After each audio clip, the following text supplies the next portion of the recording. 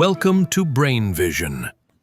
In this problem, we're driving in our car and we are locking our brakes so that the only force acting on the car in the x direction is the force of friction, which is slowing us down. So the complete force diagram looks something like this. If we apply Newton's second law in the y direction, we know it's equal to 0. Since the acceleration is equal to 0, it's not going to jump up in the air. This yields immediately that the normal force is equal to m times g.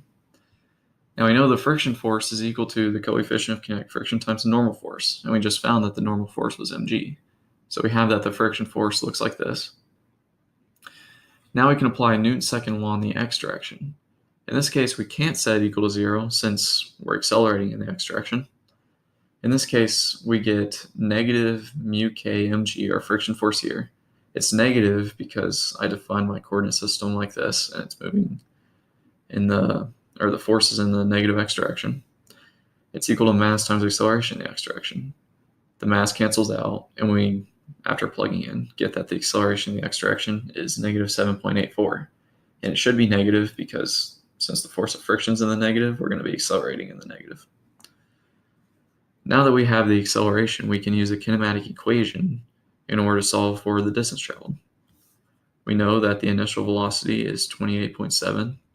I'm suppressing units for now because they're all in meters and seconds and kilograms. Our acceleration we just found was negative 7.84. Our final velocity will be 0. It'll be at rest. And our unknown is x minus x naught. And so we're going to use v squared is equal to v naught squared plus 2a x minus x naught, just one of the kinematic equations. And when we solve for x minus x naught by plugging in our knowns, we get that it's 52.53 meters needed to stop. Now for part B, we want to figure out how fast we need to move with a different coefficient of kinetic friction so that we stop in the same distance.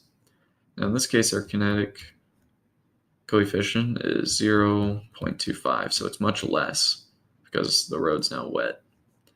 If we follow the same process that we did in part A, we can find our new acceleration, which is negative 2.45. Notice it's much smaller now. And now our knowns are x minus x naught is 52.53. We want to stop in the same distance, so I'm just borrowing the answer to part A. We're trying to solve for our initial velocity. Our final velocity is still 0, and our acceleration is sitting here.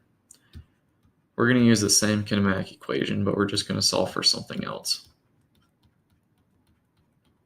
In this case, we're solving for v naught. When we do that, we get that v naught is 16.04 meters per second. And that's the problem completed.